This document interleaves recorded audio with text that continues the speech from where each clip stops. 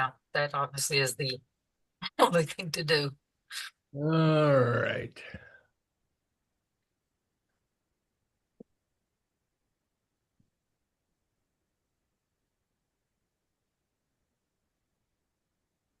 Now we've got it. Hello, everyone. Welcome to Libraries Response, session 145. Wow. I should get this number on here, but Okay, yeah, this is I failed to do that. I have Patricia? actually Nah, she okay, can't. just go ahead and do that. Yeah. And so we are Mm-hmm. actually in year 7, March of 2020. We started this. Of course, many of you were there, and we Well, were all there.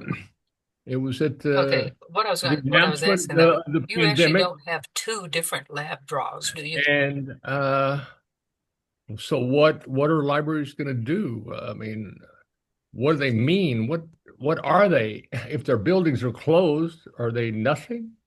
They're not nothing, but what? Okay, because I have There's a a whole another lab conversation uh about on April what to 6th. do in response to the health Okay. crisis, which then proceeded to be the first of a series of crises Okay. which have proceeded since then. Okay. All right, good. So we are the Gigabit Libraries Network.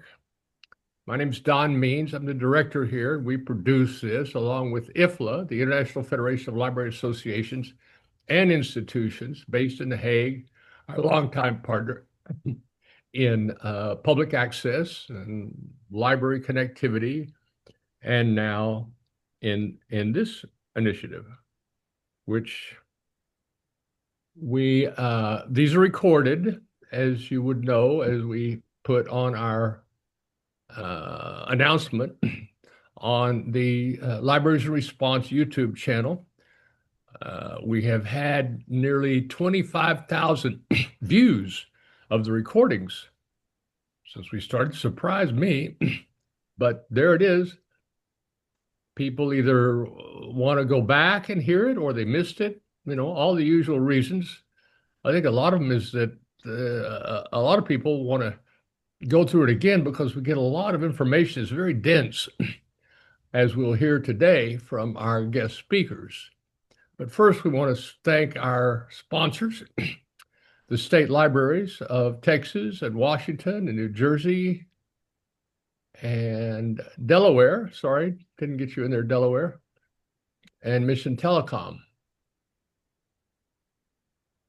And before we get to our speakers, morning, Vint. Before we get to our speakers, we're going to touch on our touchstone image.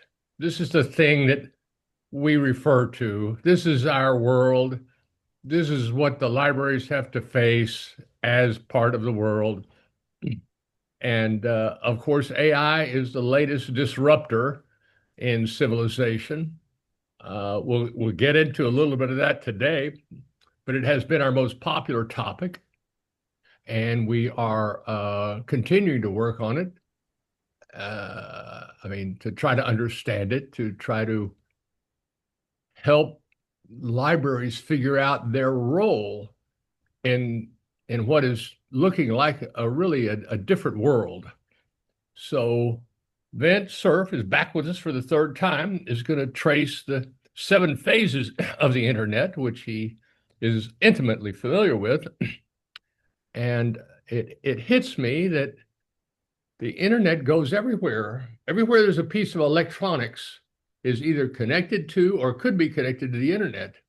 And everything that's connected to the internet becomes a platform for AI to monitor and manage and suggest or recommend functions or even just initiate actions in every corner of this global infrastructure that has completely, quickly changed how we live and how we communicate, how we do business, how we socialize, all of that. So it's a really big deal. Now, how that happens, what does it mean? How do we deal with it? How do we understand it? How do we negotiate with it? It's all really a lot of big open questions that we think libraries have a unique perspective on. Most of what we've been, excuse me, hearing about AI and the risk associated have been related to how can we build guardrails so that they don't kind of fly off the handle and, you know, and cause trouble. Well, these are really mostly have been kind of not academic, economic questions, but not so much on, well, a little bit, yes, no, there's more and more on social impacts on younger people, on everybody, really. And it's all legitimate.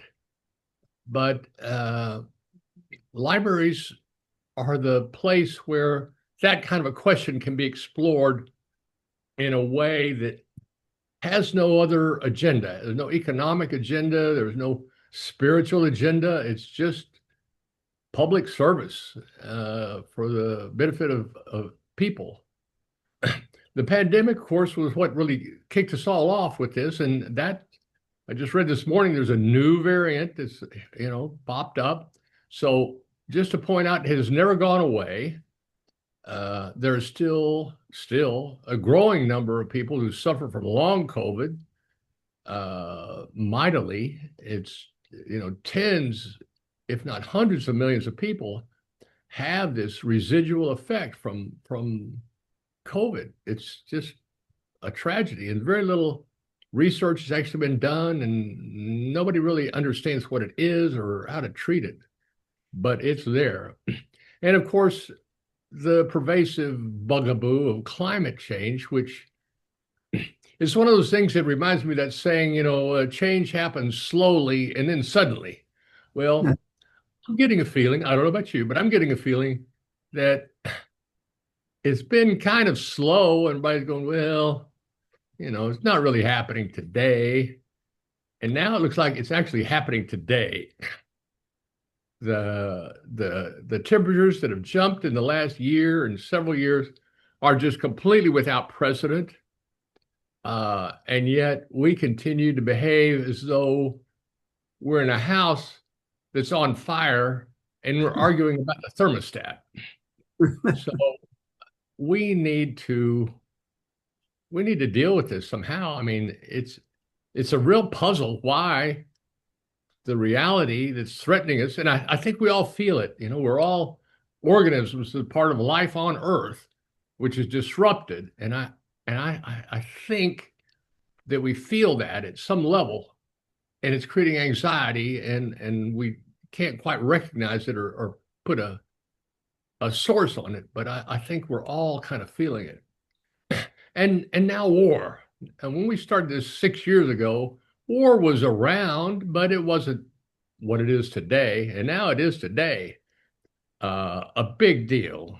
This stuff in the Middle East, in Ukraine and South America. I mean, it's growing, and the threat is really there.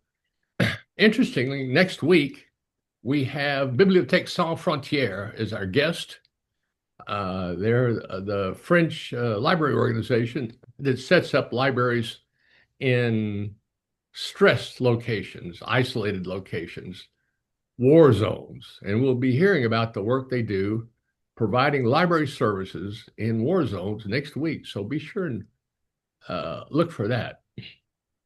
So without further ado, I want to welcome back Vint Cerf, the co-father of the internet, as it were, and a longtime observer of the internet and the phenomena that it has created, and the extraordinary story of the internet being invented as an experiment to see how we could build a global communication network that didn't have a center that would be vulnerable to knocking out.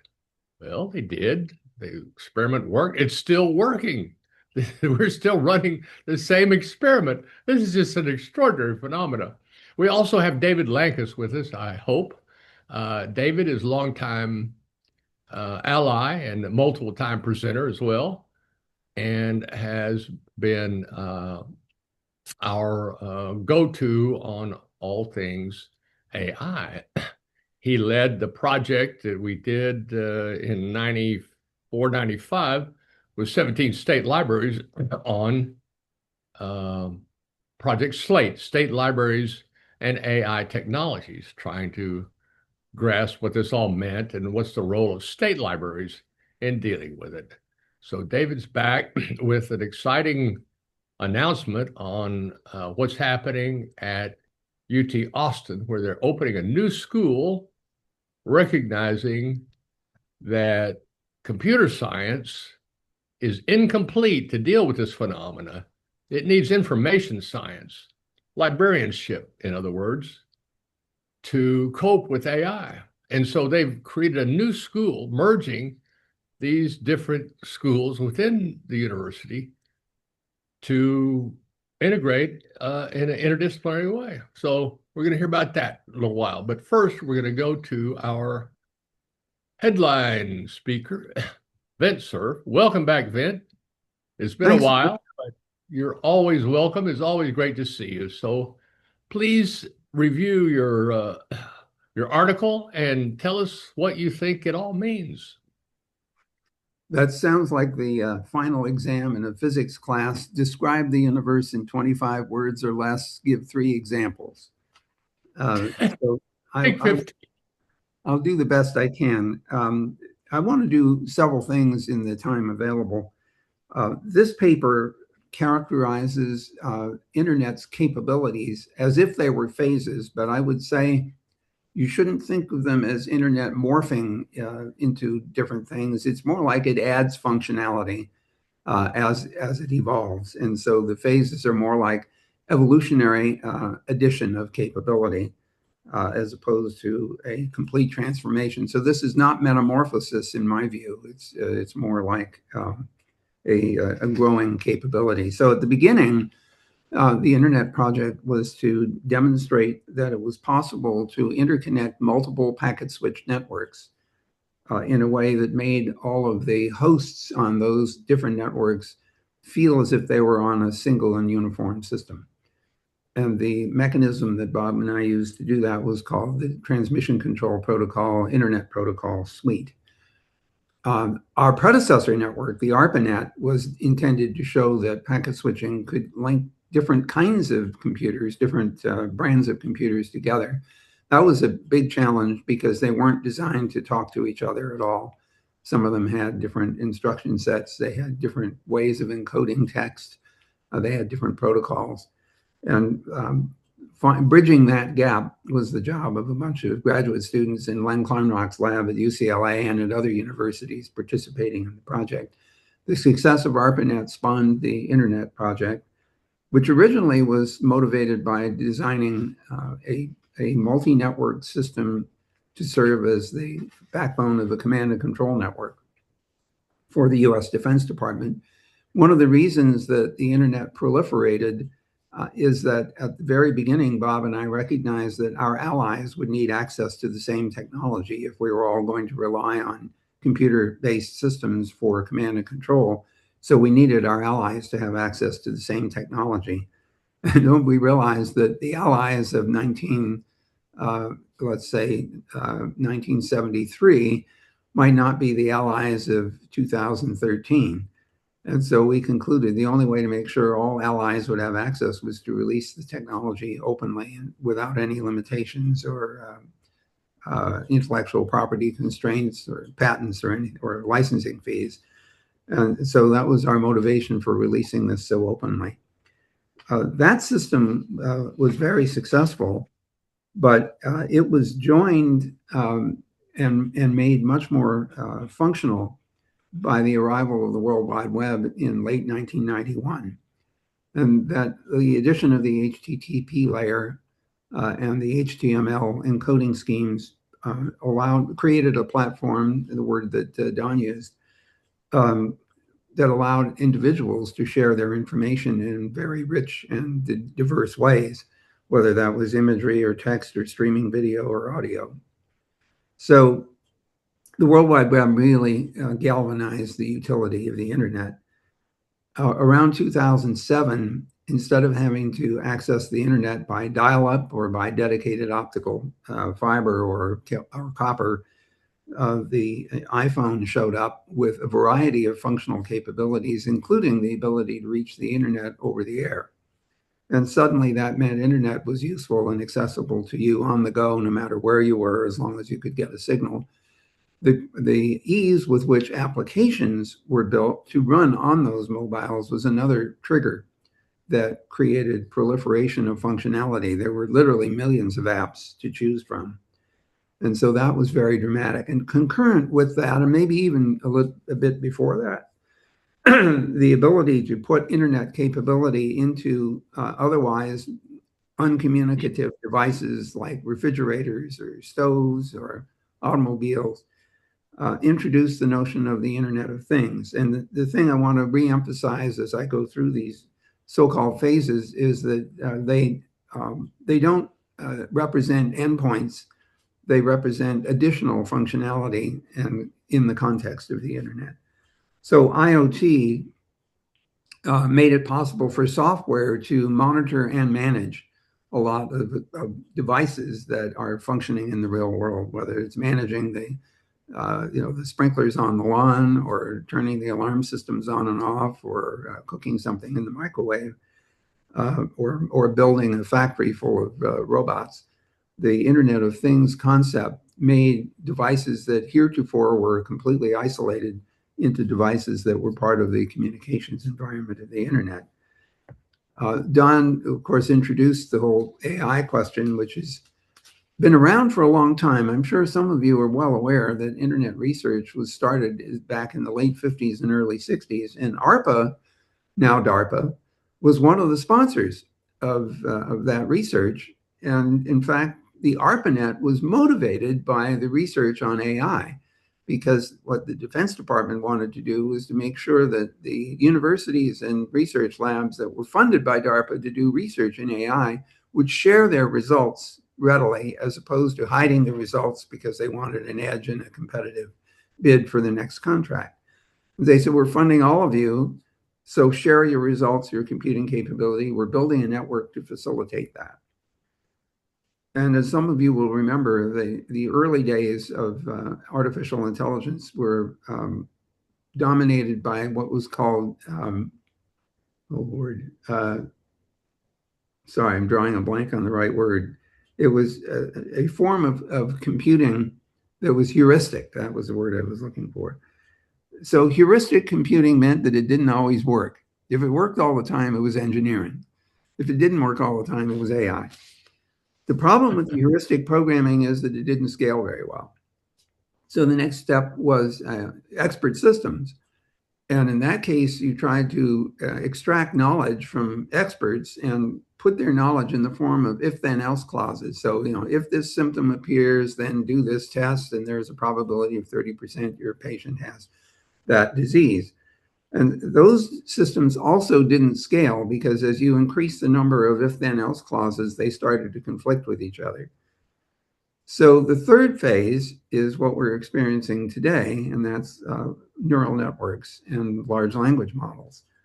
And they have been spectacularly more successful than any of their predecessors. The exciting thing about AI is that it has a striking ability to recall details. So the ability of a large language model to recall specifics exceeds the capacity of most people. And in addition to that, because of the way they have absorbed the information and organized it, they are able to, I would say, consolidate and commingle knowledge from many different sources. In the World Wide Web, there are all those sources, and search engines like Google are capable of knowing which places have information relevant to a search. But it simply said, here are all the web pages you could go and look at. And by the way, this is the order in which we think they're relevant. the neural network does something very different. It ingests all that information and then organizes it in such a way that you can interact with that data and ask questions, have dialogue. You don't get that with the World Wide Web and a search engine. And so this ability to recall and synthesize is what makes the AI world so exciting. The next phase that Malik and I put into this paper was the Internet of AI agents. And here we're arguing that the platform, plus the presence of the web, plus the presence of large language models, creates an environment in which an artificially intelligent program can take actions by interacting with the rest of the World Wide Web, by interacting with other agents, by interacting with people, and also interacting with systems that are willing to take instruction from an agent. For all practical purposes, these agents are sort of emulating being a human, clicking on places on the website, although they have interfaces, APIs that are not exactly like that. They don't literally have to click a button. So we have the ability to make a piece of software do something on our behalf. Of course, the big issue there is how do we know what it did, and did it do what we expected? And there isn't time to go into all the ramifications of this, but I would observe that because the large language models are essentially not predictable. They are a form of programming which is variable, and the same prompt can produce different responses. These systems are sensitive to the context in which they are responding to a query, for example, or a statement. And because of that, it's possible that they will take actions that were unintended. When we start talking about a world full of AI agents, we start wondering, well, how do they talk to each other? Do they use natural language? Natural language has an ambiguity to it, which should worry you, because if an agent misunderstands the thing that you want it to do, it may do what you didn't intend. How do agents know whether the other agent understood what the original agent wanted the other agent to do? What language do they use to do that confirmation? How precise is that? These are all questions that don't yet have very good answers. There is a protocol called A2A, which is agent to agent, which is in development. There's a notion of model context protocol. What does the context, what context does a model have in which it is doing an interpretation of an interaction or generating an output? There's still a great deal of work to be done to make these reliable. Everyone here on the call is surely aware of the kinds of hallucinations that AI agents are capable of generating. Those of us who work in this space, and I don't include me personally, but my company does, are extremely concerned about finding ways to constrain the unpredictable outputs of some of the AI systems. The next possibility, of course, is that instead of just interacting with digital content, that an agent could trigger physical things to happen. The IoT, of course, enables that. And once you permit an agent to have an interaction that affects the physical world, you add yet another capability to this burgeoning capacity of the online world to interact with the physical world. And so that's the next major potential. There are all kinds of modalities that could be explored. At the moment, agents can see, they can hear, they have some haptic capability if it's provided to them. They have some manipulatory capability if it's a robot that's being driven by an agent. As far as I know, smell and is still not exactly a normal capacity of agents, and similarly taste. I keep hoping that somebody will invent an agent that's really good at assessing whether a wine is going to be any good 20 years from now. Give it a sample from the barrel and say, should I buy any of this? We're not there yet, and my guess is that we could train dogs faster than we could train the agents to do the same thing. But we do have a lot of work to do to make sure that the physical world that uses agents is safe. Google, again, just using examples I'm familiar with, has a subsidiary. It's actually Alphabet has a subsidiary called Waymo, which many of you are probably familiar with. It's a self-driving ride service, and it's growing quite rapidly. That's another example of AI agents engaged in the real world. The next phase, I think, is ubiquity. We're not quite there. Only about 2/3 of the world has direct access to the internet. And of course, many, many other devices are not internet capable. But if we ever get to the point where most of the things we deal with in the world, most of the information sources are internet capable, then we create yet another platform on top of which to explore all kinds of possible functionality. And that's a phase that I would say we're just beginning to get into. I hope all of you have noticed that the phases overlap each other, and some simply persist forever, others get added, some may dissipate, but they are quite overlapping. They're not exactly transitional. The last phase is the use of the internet for quantum communication. And you might ask, why is that of interest? And the answer is that once you can move entangled photons through the optical fiber network, it's possible to have multiple quantum computers entangled with each other by the use of entangled photon exchange. The implication of that is that you can grow the scale of the quantum computation. And those of you who have been following this will know that the number of qubits that are available in a quantum computer determines the capacity that it has, its ability to solve complex problems. The trouble with entanglement is that it's a delicate condition and it dissipates over time. One way of overcoming the dissipation while you're trying to go through the quantum computation is to use multiple qubits to represent a logical qubit. It's the same idea as coding to overcome failures in a transmission environment where there's a lot of noise.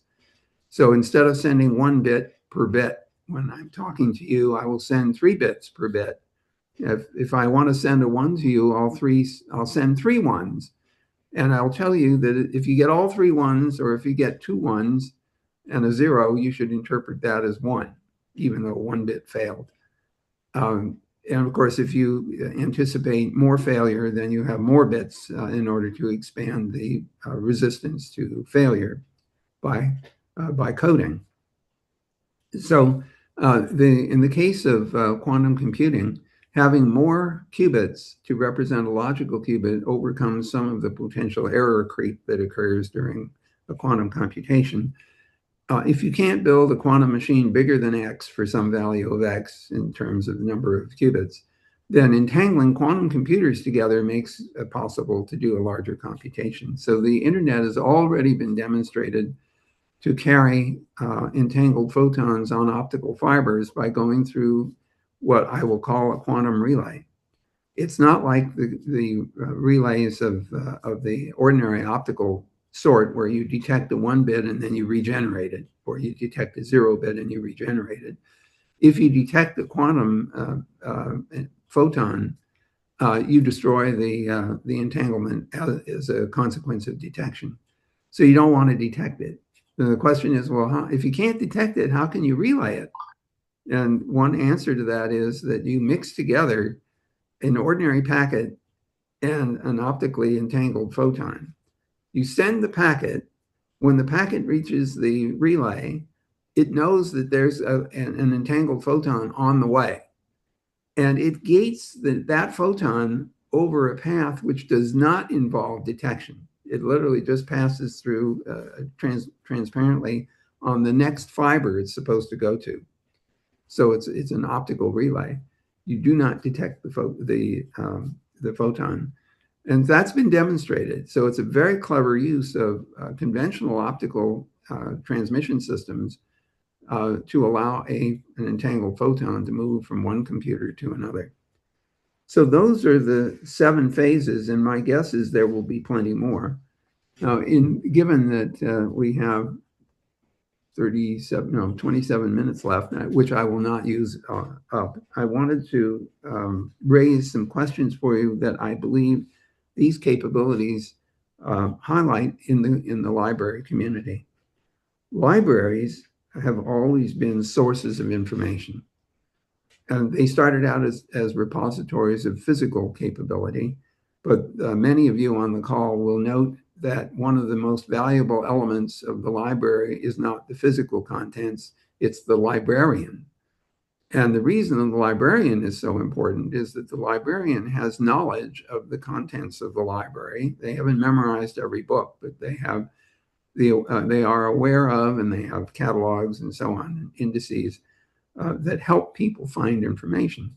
The World Wide Web and the search engines perform a related function, although they tend not to have the same kind of cognitive capacity that a librarian has to integrate a great deal of information together. The large language models and AI agents are approaching capabilities that we never had before. They have recall, which is startling in terms of its detail, and the ability to commingle and to analyze and to synthesize is striking. And so I think that as we think about the evolution of libraries, we need to think of them as evolving along the lines of the neural networks and agents that can enhance our ability to um, essentially synthesize information from a variety of sources. That's one of the reasons that a search engine augmented by an AI system can be so much more productive because it's drawing on multiple sources and synthesizing outputs. Of course, if the synthesis has errors like bad fake references and things like that, that does not serve our interests very well. Working to make sure that the system doesn't do that is, of course, a present day challenge. I want to also observe that libraries have had longevity. They don't all last forever, but many have been around for a really long time. And many of them are associated with universities, which also have significant longevity, some of them lasting for nearly 1,000 years, for example. So it's important when we're thinking about preservation of knowledge and preservation of information to think about the longevity of institutions that have business models that permit them to last for such a long period of time. When my colleagues and I started thinking about what we've been calling digital vellum, we were wondering what places would be the repositories for long-term, thousands of years capacity. And we thought about institutions that had demonstrated longevity, libraries being one of them. The Catholic Church was a signal example. And remember, they did preserve knowledge by copying things in the monasteries during the what's so-called Dark Ages. And that was an important function. So it's possible that religious orders would have the capacity to store and preserve information over long periods of time. I also noticed that beer producers and wineries also have hundreds of years of history. I haven't quite figured out how to bind all that together, but we have been thinking about ways in which we could capture and retain digital information and justifiably expect it to last for 10,000 years. And the term we've been using for that is digital vellum, to recognize that vellum has turned out to be a very robust medium in which to store information. I'm sure all of you have seen manuscripts that are 1,000 or even 2,000 years old, and they are quite readable if you happen to read the language they're written in. That's an important consideration. But the physical object is accessible to the human eye without additional capability. Digital vellum is a digital equivalent of that, and yet it will require technology in order to both record and read digital information in high density. So some of you are familiar with a couple of companies maybe that make materials that could last 1,000 or even 10,000 years. One of them is called S Photonics, which makes a crystal that you can write digital information into with a femtosecond laser. Another is Cerebite, which makes a ceramic material, which also has very long life expectations. The problem with digital information is that you have to know how to read it and write it. You want to have a medium which doesn't require any maintenance or electricity or anything. It just sits there, and as long as it doesn't get bashed by a hammer, it has a reasonable likelihood of lasting for a very long time.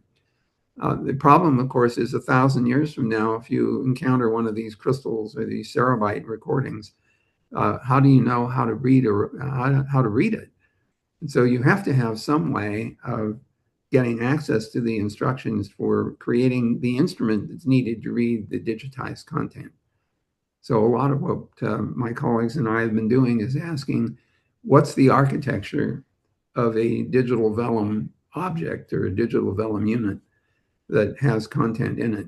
And at the moment, the simplistic way of describing our thinking is to imagine the CD-ROMs of the past, which often had a file directory structure impressed in them. And when you access the CD-ROM, you basically read in a collection of files organized hierarchically in a directory. That might turn out to be an organizing principle for a thing that we will call a digital vellum unit. So I think I need to stop there and give some time for discussion and also other announcements. I hope this has been stimulating, and I hope that you have ideas of your own to share so that we'll find the hour to have been fruitful. Thanks very much, Don. I appreciate your invitation to join everybody today. We thank you very much, Vint, for a lot of perspective, continued perspective to help us kind of get our heads around what's happening. The the thing that strikes me about libraries, among many other things, is that they serve the long tail of information demand for which there's no addressable market. There's no mass group that would justify the investment of, some kind of services. They're there for anyone on anything. And that's a huge value. But you also make me think that that's the kind of thing AI can do. The so-called market of one. AI can treat everybody as a dedicated full-time client. So how these two institutions, one ancient, as you point out, and one new, how they co-evolve is a big open question. It's a great question, and one we're excited to pursue. You you made the comment some time ago that AI would is software, and it would give you what you asked it to do, but it may not give you what you want it to do, which I thought was just a great, great way to put it, because, it's kind of like the sorcerer's apprentice, it just sounds good, but you actually do it and it's a disaster. So, and then experience is that old boundary line between cognition, or what we think of as thinking, and life as a being that it's hard to imagine that there's any way for electronics to have organic experience, but possible, very possible.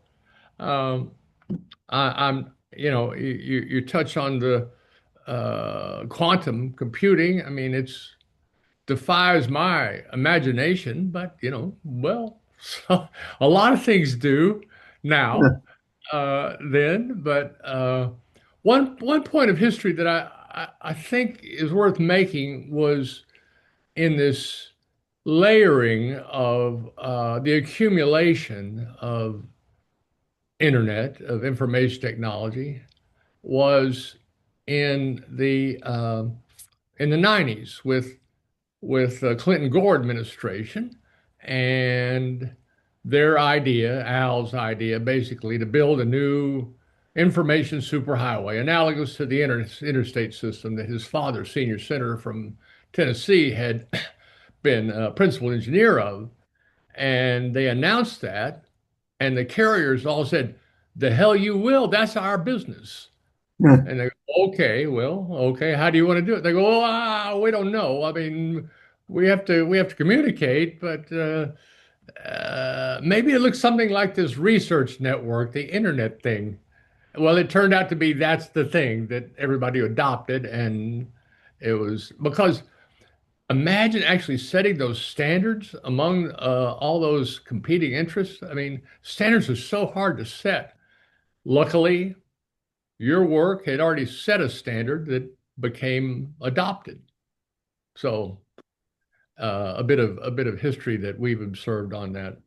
Uh, Um, John, if I could interrupt for 1 second, Steve Corbido asked a question, and I wonder if I should respond to it. please do. So, Steve asks about the nature of the AI arms race between the US and the PRC, and also the tension we're seeing between DoD and Anthropic. I think this is a classic kind of tension.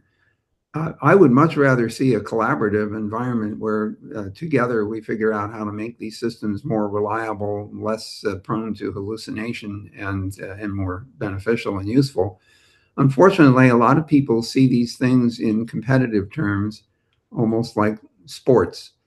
And I don't have anything against sports, but I do feel like people rooting for one team or another and hating the other team isn't always very constructive. There's technology can always be abused, Steve, and you know that. So our real issue here is whether or not the abuse is can be contained, and will it be contained voluntarily? Uh, that is part of the big question and the tension that we might ask ourselves: does our DoD intend to use these capabilities in a responsible way in accordance with the Geneva Conventions? Will the other guy, the opponent, do that or not? And if they won't, what's our position? It's really painful to see technologies that are capable of such constructive use also being used for harmful purposes, and even leaving out defense and war, AI-based warfare.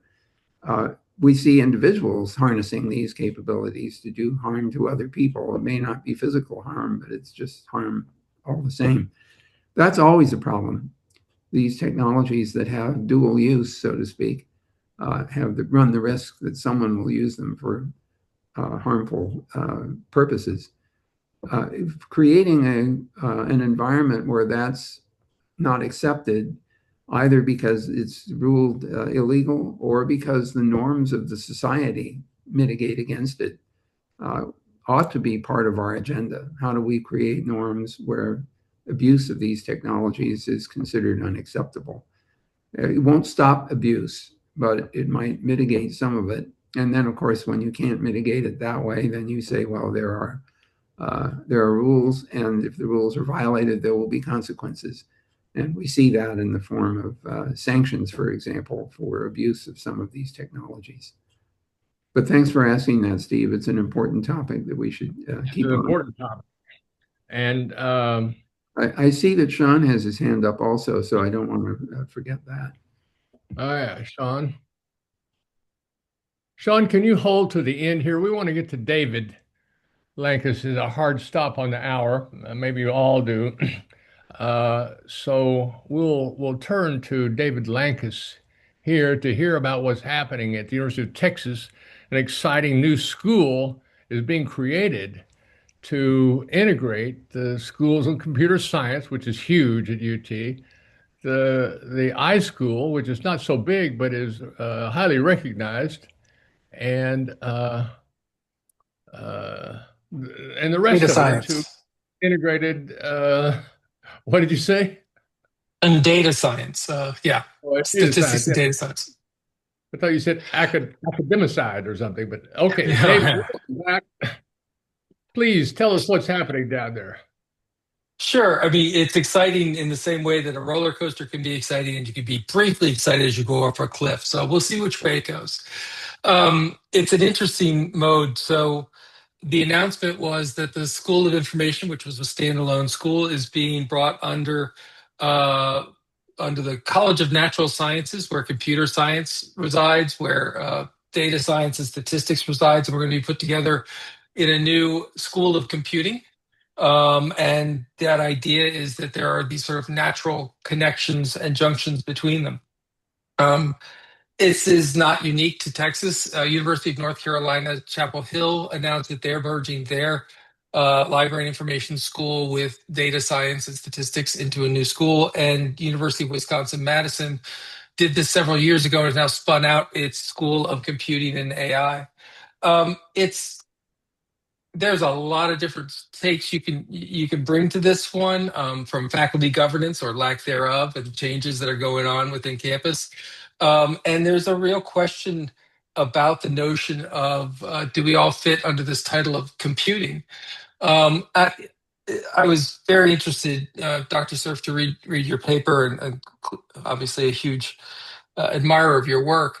But one of the things I think it demonstrates really well is the potential to bring these things together.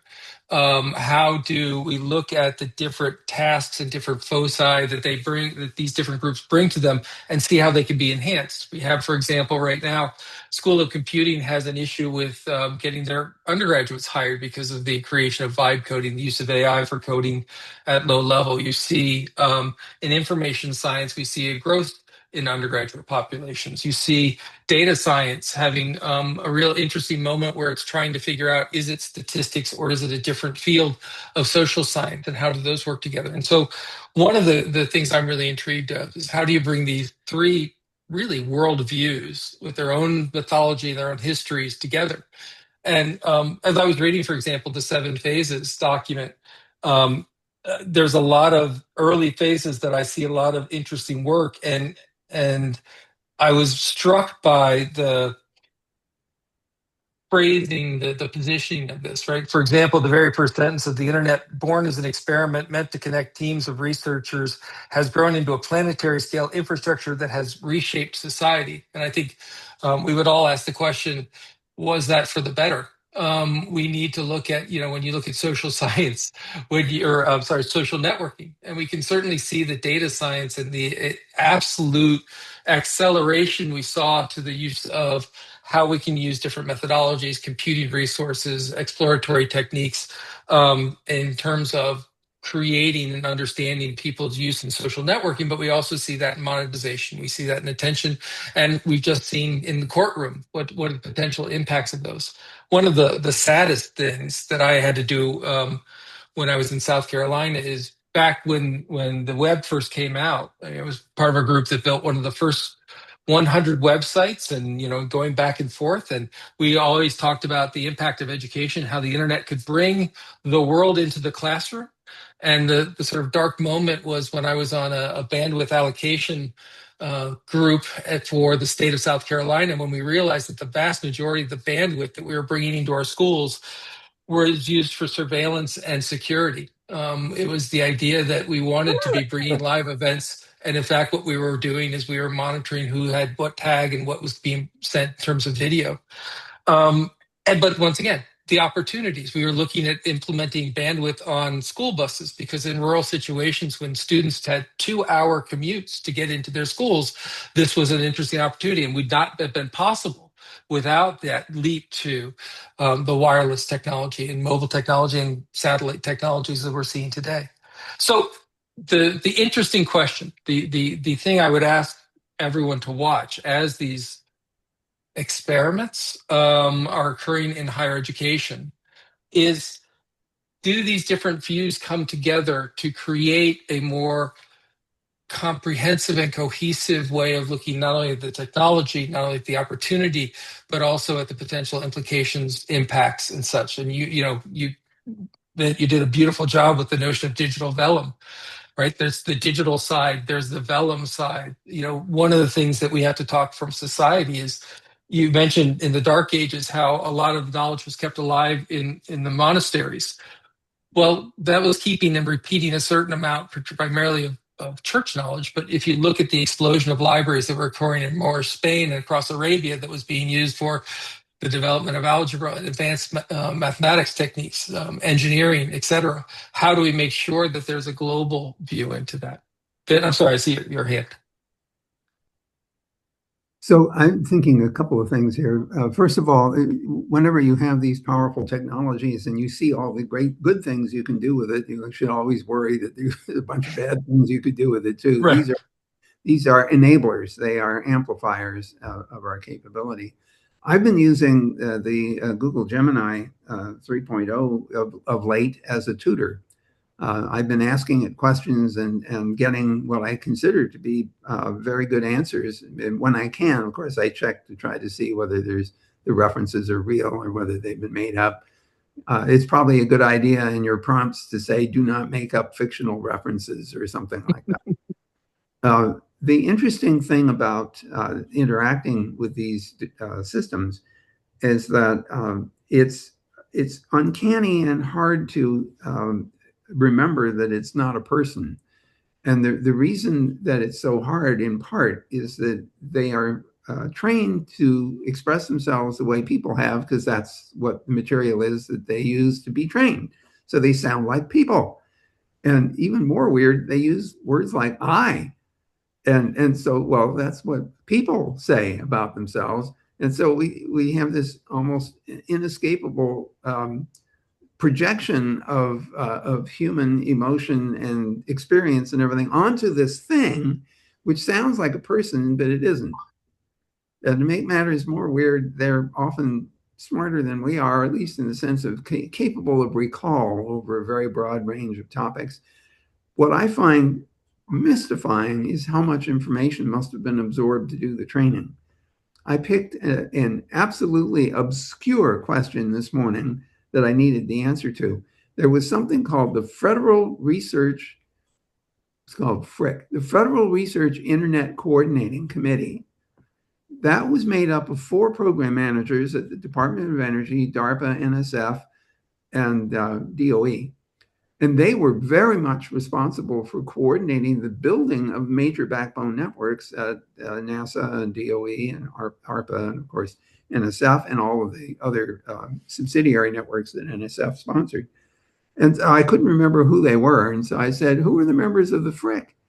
And it came back and laid out a coherent statement, names and functionalities and everything else. And I'm thinking, my God, these things have a lot better memory than I do. And they express themselves extremely well. So I'm excited about the possibilities. And I agree with you completely. And one of the things I'm in the midst of writing a book talking about how I wonder why computer science, data science, and information science, sort of how they developed and how these worldviews can interact. And I'm much less worried about hallucinations and much more worried about the sort of recent rise in the idea of delusions, where, for all I know, when I send it, say, hey, how does this read? Does this make sense? And suddenly it says, you're the best writer ever, Dave. And so how does it begin to sort of build a level of confidence, which may not be fully worthwhile? I think that's really interesting. And one of the things that I look at as we bring more people into this is that if you look at sort of society as this massive foment of ideas and people discussing and conflict and anger as well as joy and happiness, that what gets generated from that, this sort of social transcript, what turns into a movie, what turns into a blog post, what turns into a video, et cetera, that's what AI is sort of consuming. And one of the issues, one of the values, I think, in terms of libraries, you mentioned several of them, but one of the current ones is their hyperlocality. That idea that they have a sense for that environment, right? So when you talk about Frick, and I was thinking about NREN and the National Research Education Network and talking about Internet 2, right? And that's a common mythology that we may have that others may not. And the question becomes, that's both blinders as well as deep knowledge. And how do we build systems that differentiate when locality, the knowledge of community and that sort of isolation, the borders around communities matter and when they don't. And so I think it's fascinating. And my hope is that as we have this new conglomeration of people who are worried about how the data moves together and how we make networks, particularly large language models, more efficient, less water hungry, less power hungry, power in so many ways. We can begin to have a dialogue. Back to that sad moment,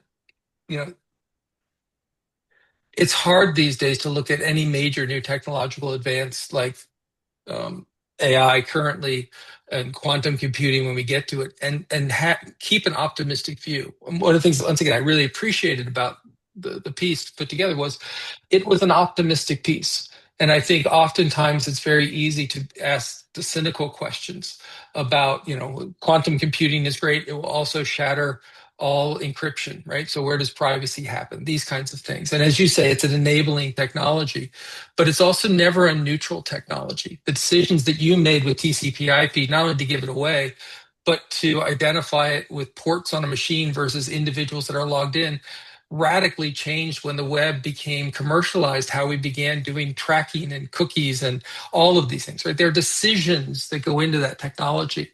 And it will be interesting to see as we move ahead. And that's why I'm honestly not thrilled about the title of computing for the new school, because I think that's an aspect and a feature of, how can we have an ongoing dialogue about talking about what are the values and what are the promises and what is the optimism that we are embedding in these technologies that we're building and how we can move forward. And then the thing that I really am really interested in is how can this dialogue not only happen in academia, but between industry and academia and the nonprofit sector and bringing in libraries and such, because they all have different views of it. The thing for me, when you talked about the value of libraries, the thing for me, which I think is fundamental, is trust.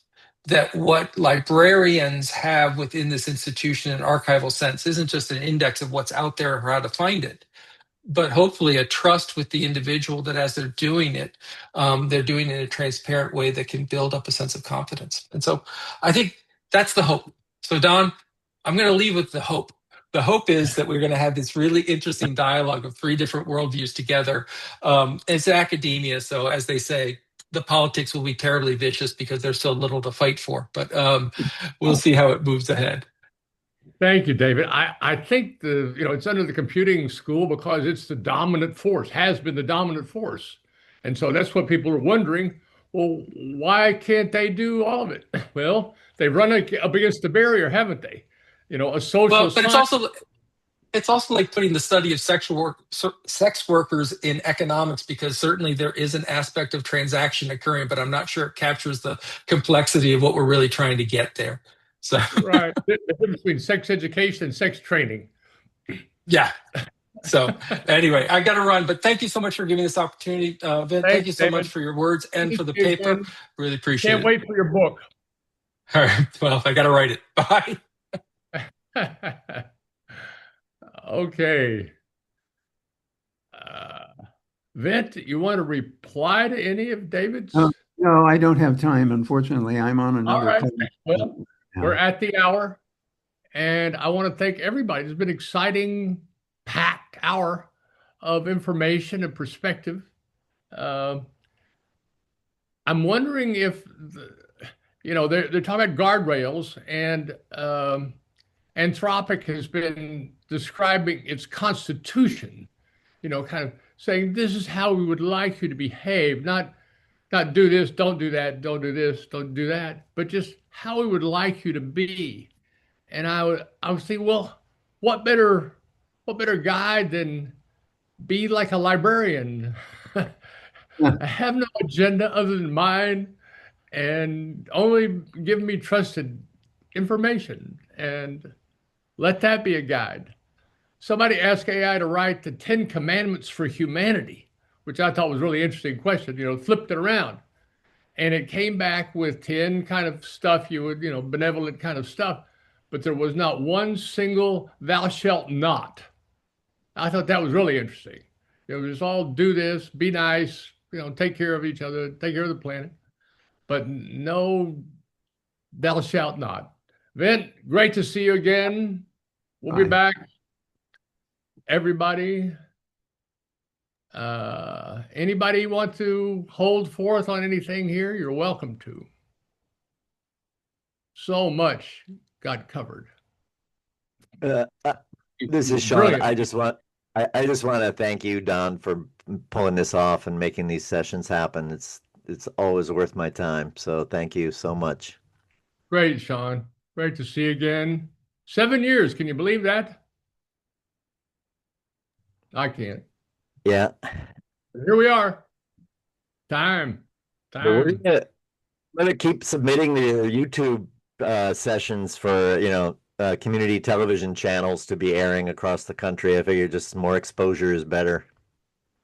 Very good. Very good. Hey, Don. We're work on that, work on what to do with this archive. Hey, Michael. Something I thought I'd just bring up to this audience because I've been talking to some folks about it. It was not originally my idea, but I've been thinking about it, is whether we need something akin to a universal service concept for AI in libraries, meaning there are more and more advanced models being built. They're becoming increasingly expensive. And is there an argument that the broader public, needs universal access to this rapidly developing technology? And could libraries be the place where that happens? And if there is such an argument for that, then what does that look like? Not necessarily the same as E-Rate, and not necessarily running through the FCC, but maybe something similar in concept to universal service, where the industry and the broader public can come together to increase access. It's a great concept, Michael, and very relevant. I think it's being addressed by the Public AI Network group, which basically says, should we being everybody, rely only on the tender mercies of Zuck and Jeff and whoever else to provide us with this incredible technology? And the answer is no, because look what happened just with social media. It's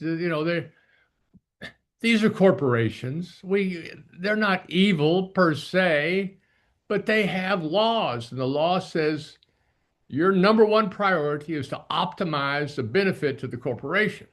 So when it comes down to it, the public benefit or the private benefit, they have to answer to the private benefit. They have to, or they'll be sued for, abrogating their responsibility. So public AI is a fast-growing group. I can put it up in the chat here in a second.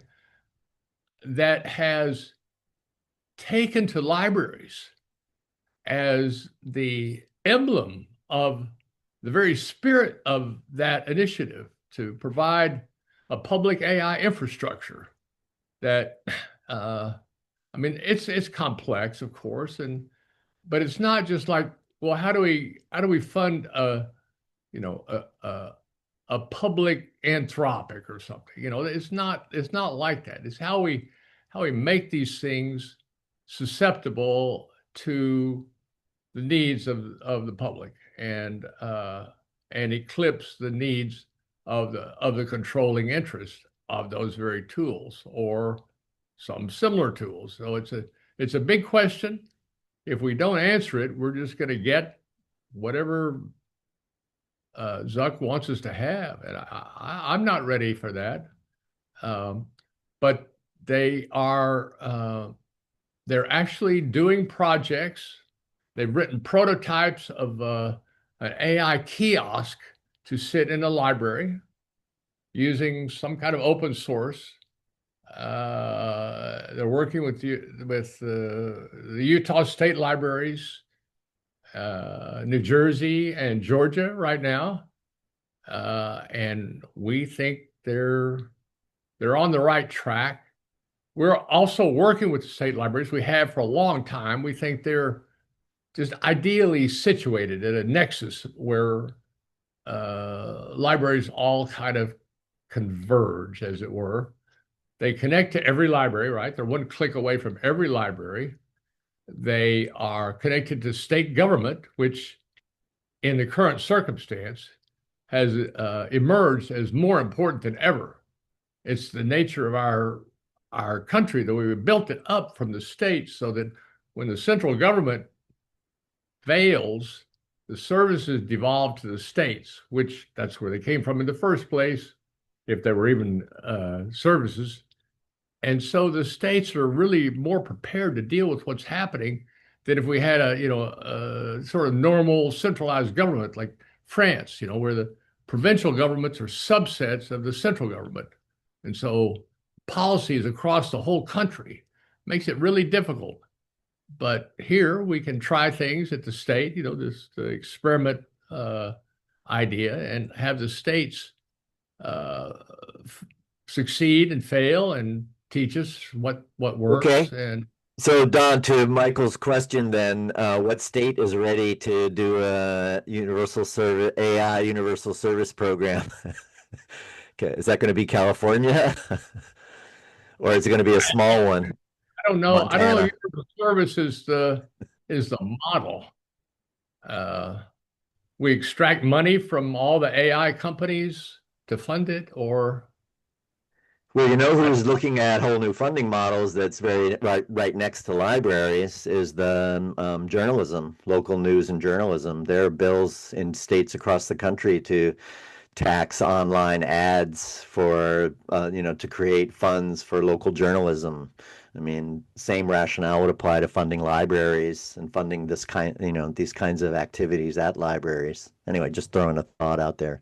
Well, local journalism in the form of local media is being consolidated.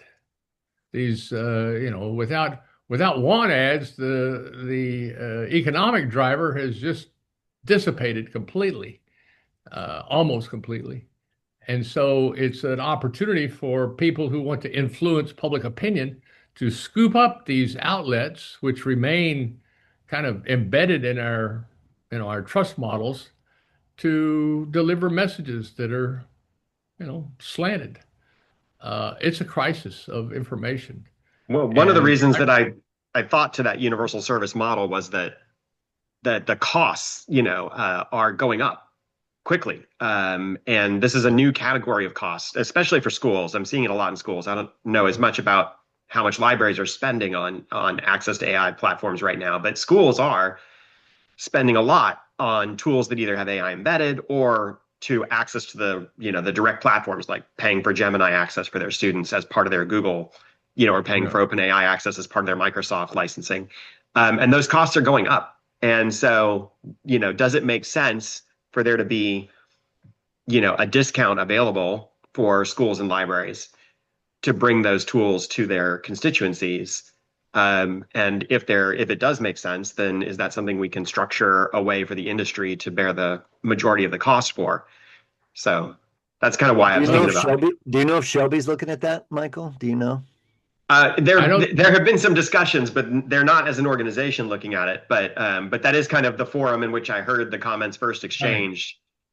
Yeah, Well, the schools are obviously a big market, but libraries also are a market. Academic libraries or universities in general are all purchasing these services at and facing these exact questions of which ones, how much to pay, and it's an ongoing dilemma. Just to license ebooks is a trial because the publishers all have different formats and different pricing structures, and it's kind of a mess. yeah, But yeah, no, it's yeah. true. Sean is sorry. Go ahead. No, it's true across every domain. I was just going to reply, Sean, that to give you the background, in some remarks that were given by Reed Hunt back in February, he kind of brought this up in a very loose way, and then that got circulated to the Shelby group